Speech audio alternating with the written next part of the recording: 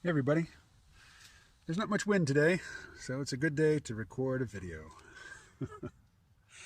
I'm at the dog park with Naya, who will be 1 year old in just a couple of days, and I asked Pi to ask me some questions about my relationship with science fiction. But since those questions are on this same phone that I'm shooting this video with, I can't really look at them. I read through them once, and the first one is about, how I got into science fiction. And I've been writing a series of long blog posts about that. So if you want like 6,000 or 8,000 words on that topic, check out my Patreon. What else did it ask? It asked about series that I can't get enough of. Well, the series that I can't get enough of are by dead authors, because there will be no more books in those series. And I'm thinking particularly of Octavia E. Butler, who, and I wrote about this recently, she had a career, her whole career, she looked to the future with great pessimism.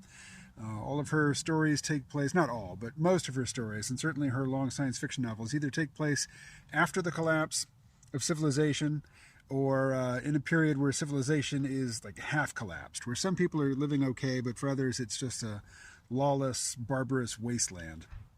I'm thinking of the Earthseed series here.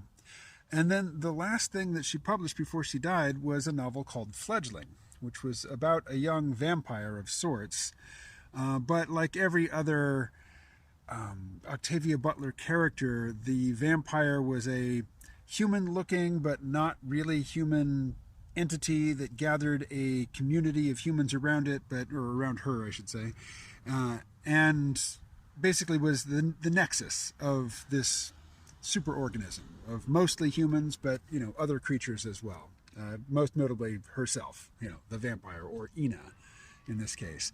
The difference between her, this work and her previous works was that it takes place in a near future where civilization has not collapsed and doesn't seem to be on the precipice. It's doing okay. It's just now, but with slightly more tech. And then she either had a stroke and fell and hit her head and died, or she just fell and hit her head. It's kind of unclear, but she died at age 58, entirely too young, just 3 years older than I am now. That's a bummer. I would really love some more Octavia E. Butler novels, or even short stories, whatever.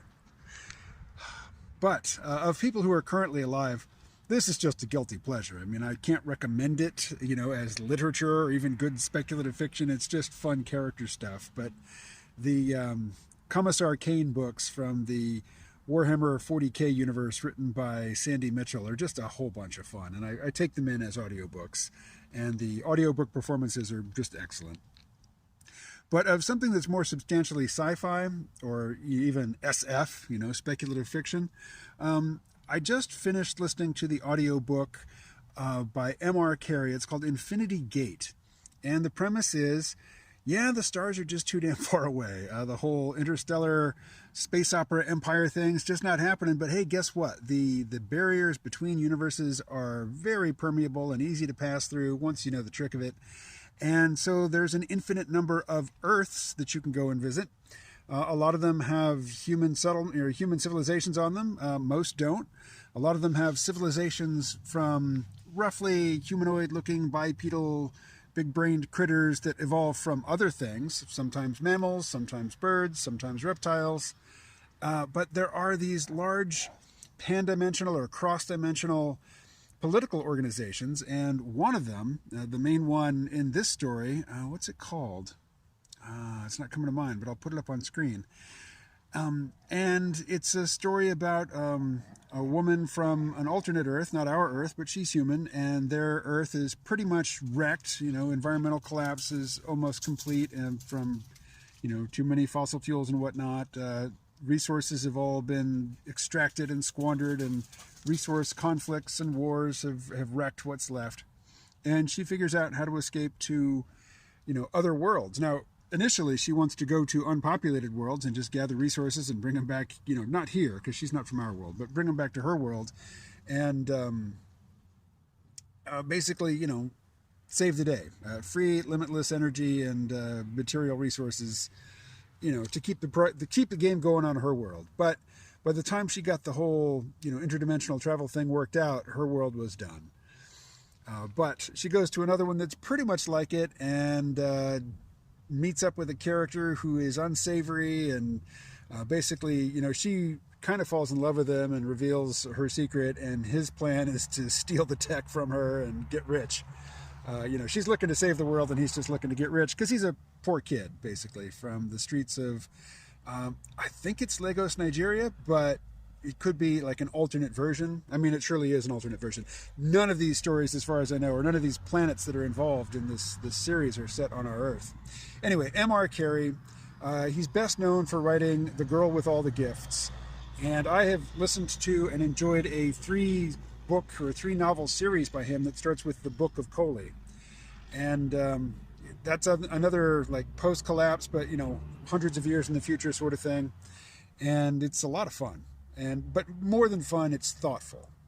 Not necessarily plausible or believable, but clearly a lot of thought has got into it.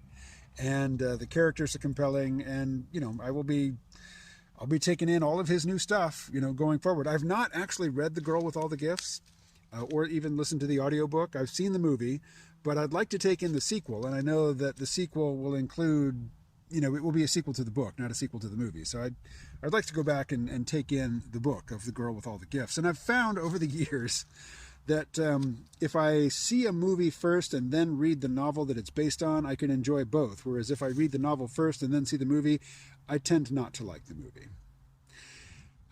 So another question that Pi asked was, am I just a reader or am I a writer? Well, I'm sure you've heard from me.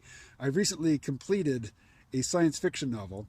It's set in the Kuiper Belt, and just for giggles, the working title is Fear and Loathing in the Kuiper Belt.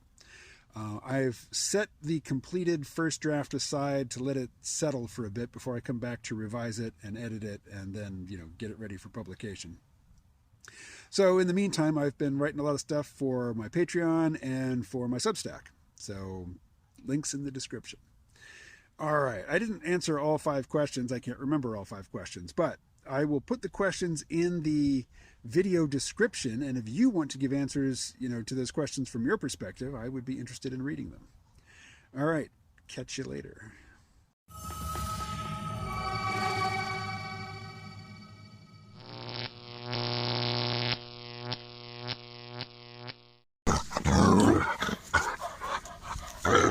Oh, don't hurt me.